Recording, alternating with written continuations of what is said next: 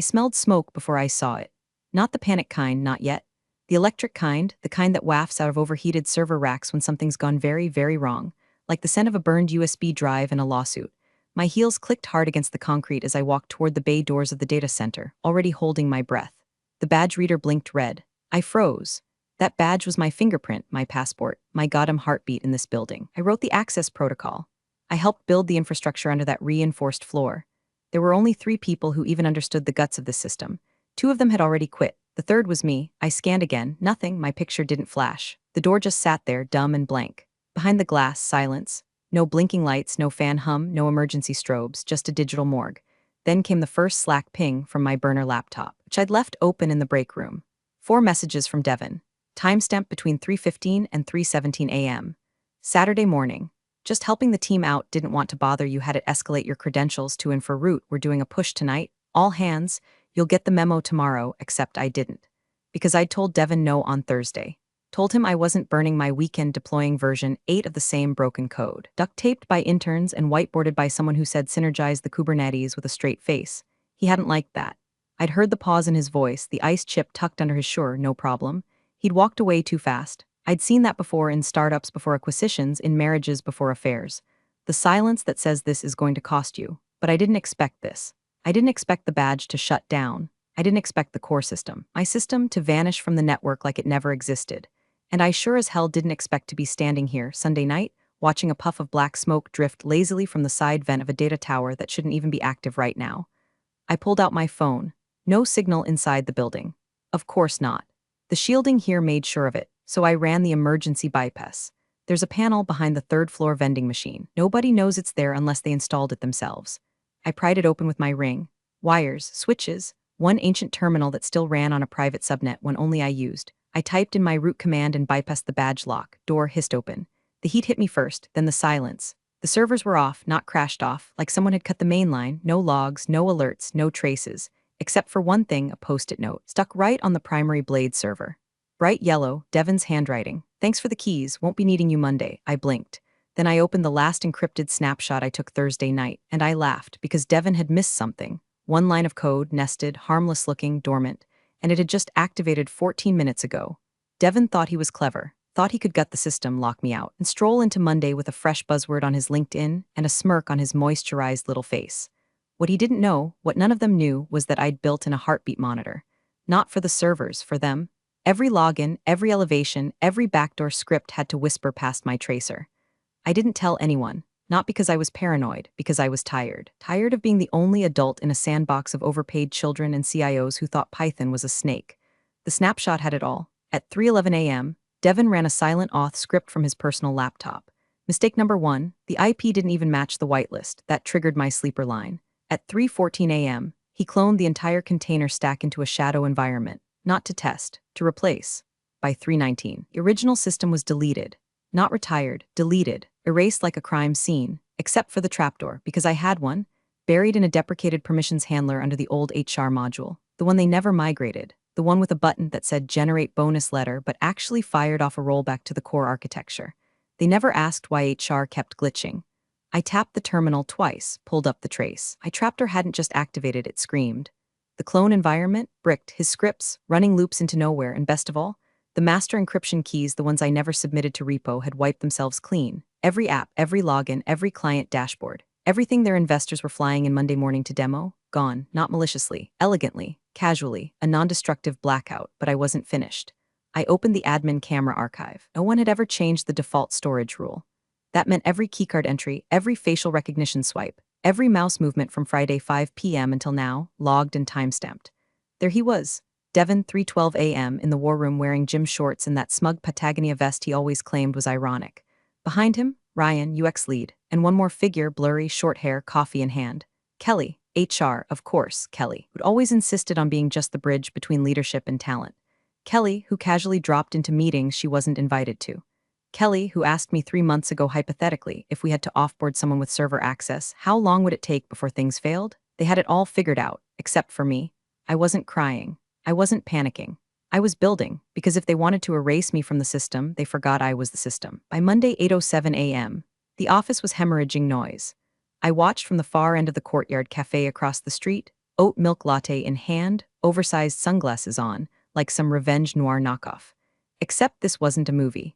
This was my system unraveling in real time, and they were trying to staple confetti over a forest fire. Devin burst out the glass doors with the energy of a man who just realized his entire digital architecture was made of papier-mâché. He was yelling into his AirPods like the poor things owed him an apology. Ryan followed, eyes bugged out, holding two phones and somehow still trying to reboot a Chromebook like it was a defibrillator. They couldn't even log into Slack.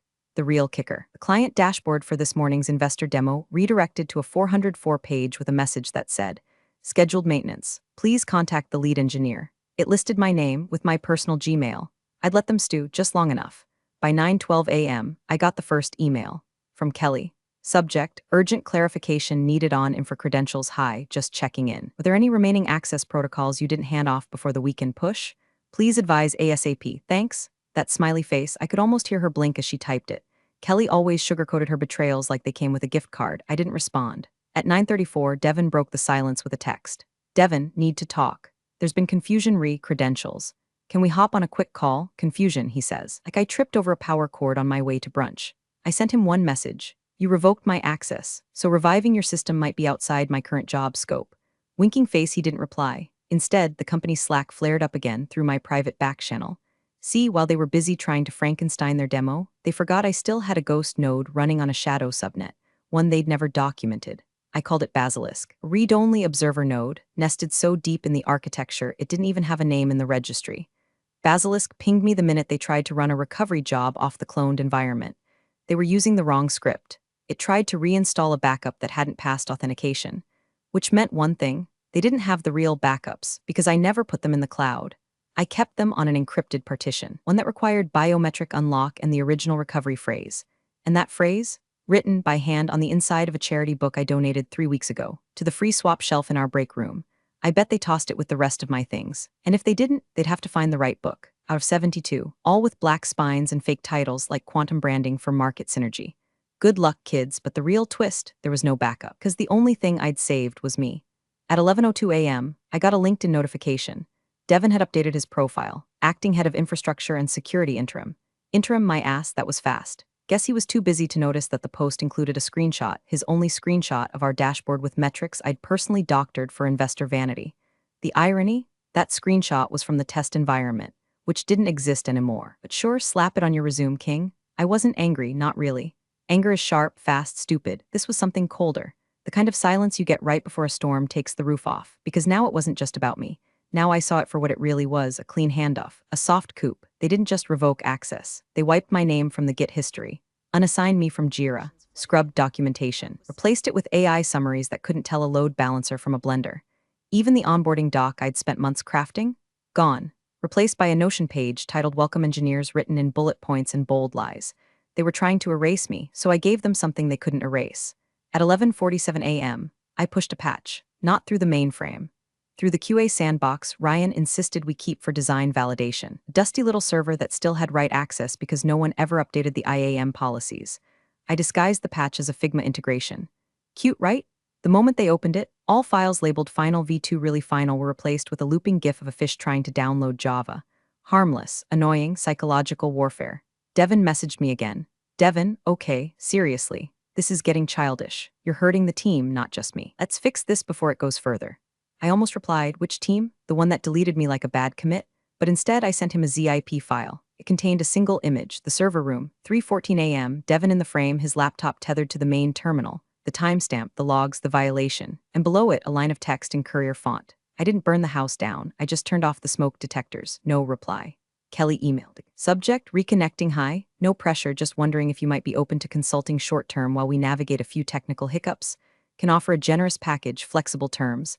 Let me know, that smiley again. She must think my memory's as short as my employment file. I clicked reply. I started typing, then stopped, because at exactly 12:06 p.m., the company website went down, followed by the login portal. Then the CRM. One by one, like dominoes in a funeral march. They weren't being attacked, they were just alone. By 1:03 p.m., the Slack whispers turned into sirens. Screenshots leaked, first internally, then to the Casual Friday Devs Discord, and from there Reddit. Oh yes, Reddit. r/sysadmin, r/tech fails, and the kicker, r/overemployed. Or someone posted a photo of Devon's acting head of infra badge with the caption, "This guy replaced his lead engineer, then bricked his own product." It hit front page in under an hour. Meanwhile, Basilisk kept feeding me footage. Ryan pacing in the UX lab like he was trying to birth an idea out of pure panic. Devon in the executive washroom, red-faced, slapping the hand dryer like it insulted his GPA. Kelly, now she was interesting. She stayed calm, too calm. At 1:16 p.m., she called someone, not from her work phone, from her personal one. I ran the number through a burner script. Contact name, John Board, bingo. She wasn't just HR, she was a plant. Board adjacent. She'd been building a narrative from the start, quietly documenting conflicts, suggesting I was resistant to team integration, and that the system was too reliant on one engineer. That's why she asked me that offhand question about offboarding. She wasn't being curious. She was plotting the fall. They didn't want me to burn out, they wanted me to vanish, and then fail without me. But the worst part, they almost pulled it off, almost, until they made the fatal mistake of trying to monetize my absence before they understood what I'd built. This wasn't just a stack of code. It was a living thing. Recursive, self-documenting, version collapsing. I designed it to adapt, to protect itself. So when they tried to redeploy using their Frankenstein clone, they triggered a containment protocol I'd left deep in the scheduler daemon, something I affectionately named Clean Slate. Clean Slate didn't delete, it reset to factory defaults. That meant no permissions, no saved schemas, no custom logic, just empty fields like the whole company was born 10 minutes ago. By 1:43 p.m., realized what happened. By 1:45, Devon called me, not text, called. I watched the name flash on my screen and let it ring. Then ring again, he tried from another number and then another. Finally, he left a voicemail. His voice shook, not rage, not ego, fear. "Hey, listen, I know things got sideways, but we really need you to, there are contracts due.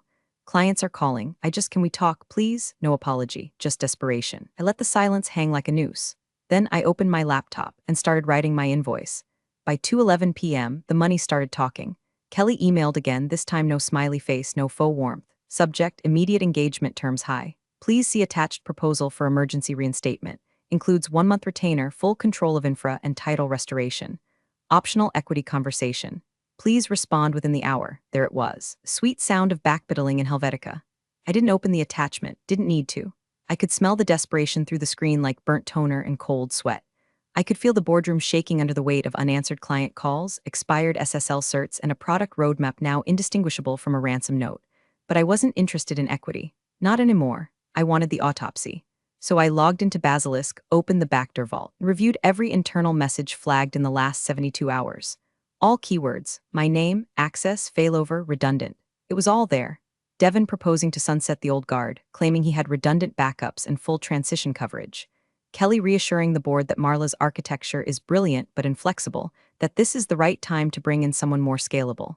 Even Ryan chimed in, honestly, don't need her if we hire 2 juniors and just copy her Jenkins pipeline. It's not rocket science, 2 juniors. Jenkins, God help them. Then came the clincher, an email thread from Friday titled Post-Marla Roadmap. They had pre-scheduled the announcement, full takeover. Devon leading the new infrapod, Kelly promoted to Chief of People Strategy, Ryan absorbing Product UI. My name wasn't even in the email. Just one line, she'll be out by Monday. We pulled access already. That was Friday. When I was still writing the final deployment notes, when they smiled at me in the hallway and said, "Have a great weekend," the venom tasted like honey, but I wasn't here for vengeance. I was here for precision, so I sent one reply to Kelly, CC'd Devon, blind CC'd John from the board. Thanks, burner script. Subject, engagement terms. Hi Kelly, thanks for the offer. My hourly rate has changed. Attached is the new engagement structure, including emergency restoration fee, sabotage recovery, premium architecture resuscitation, surcharge, board briefing, retainer, mutual NDA retroactive to Friday. All tasks begin after full payment is received. I'll need a clean laptop. No keyloggers. I'll know. Also, I want Devon out, officially. No advisory title. Gone. You have 27 minutes. Best, Marla. No smiley. No warmth, just the sound of the knife sliding back out. At 2:28 p.m., the phone rang. Not Devon, not Kelly, John, board member, shadow operator. A man who rarely surfaced unless stocks dropped or lawsuits loomed. Marla, he said, his voice smooth as a settlement agreement. You've certainly made your point. I said nothing. I've reviewed your terms, he continued. And I have 2 questions. I waited. 1, he said, can you fix it? I sipped my now cold latte, let the pause stretch. Yes, and 2, how long until Devon knows he's fired? I smiled. He already does. There was a pause, then the sound of him exhaling. I could practically hear the boardroom's glass walls trembling behind him. You start at 3. He hung up. I stood up, dropped a 20 on the table, tip for the cafe staff who'd unknowingly hosted the quietest corporate coup this year, and walked back across the street. Inside the lobby, the badge reader blinked green. Someone had reactivated it. Cute. As I stepped into the elevator, Ryan came out of nowhere, face flushed, hair damp like he'd been stress sweating for 2 hours. Marla, he stammered, hey, I didn't know, look, I didn't mean any of, I cut him off. Your Figma folder's corrupted, I said. You should really stop storing prod mockups in your downloads folder. He blinked. Wait, what? The elevator doors slid shut in his face. Third floor, executive, war room. Kelly was already there, typing furiously, dressed like she'd been styled by a crisis PR agency. When she saw me, she stood up too fast, like I might physically combust if she didn't bow quick enough. Marla, she breathed, we're so glad to have you, save it, I said, dropping my bag on the table. Where's the clean laptop? She gestured weakly toward the box on the table.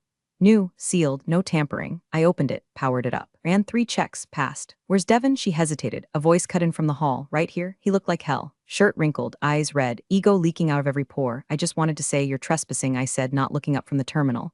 John approved your exit. His mouth opened, then shut. He stood there for 5 full seconds, then turned and walked out. And that's when I launched phase 2. They thought I was just going to restore the system. But I didn't come back to save their company. I came back to own it. By 3:37 p.m., the system was alive again, but not theirs. I had restored what they asked for technically. The backend ran, the dashboards loaded, the client portals responded, the logs were clean, the certificates renewed, the chaos contained. On the surface, everything looked identical. But under the hood, I had rewritten the bones. Every dependency now pointed to modules I controlled. Every critical script housed in a Git repo under my ownership. New architecture, cleanly documented, beautifully abstracted, so abstracted they'd need me to make even the smallest change. Not out of spite, out of design.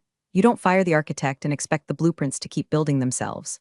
Kelly hovered like a ghost near the glass wall, phone in hand, whispering updates to someone, probably John. She caught my eye once, tried to look grateful, but I saw it, the calculation behind the lashes. She was already working on her next move, so was I, because during the restore I made one final addition. Buried inside a health check-in point, nested behind 3 layers of innocuous code comments was a contract. A living one. An autonomous legal trigger, timestamped, hashed, notarized on-chain. It documented the events of the last 72 hours, access revocation, credential tampering, unauthorized system duplication, and sabotage. The moment anyone touched the wrong part of the system again, that contract would be sent, automatically, to their legal, their board, and half the CTOs on the West Coast. A kill switch? No, a consequence switch. At 3:49 p.m., I stood up, closed the lid of the laptop. Systems operational, I said. Ryan looked like he wanted to applaud, but wasn't sure if I'd break his fingers. Kelly offered a tight, corporate smile. We'll have legal finalize everything by end of day. No need, I said. We're done. I walked out, past the server room, past the new interns pretending not to stare, past Devin's empty desk, now a monument to cautionary tales and misplaced ambition. In the elevator down, I felt it, not relief, not victory, something sharper, ownership, because they tried to delete me. And now, every login, every heartbeat of their precious infrastructure was mine. Appreciate you sticking around, you legends of the break room. Subscribe for more chaos. Let's make your old managers spill their coffee in fear.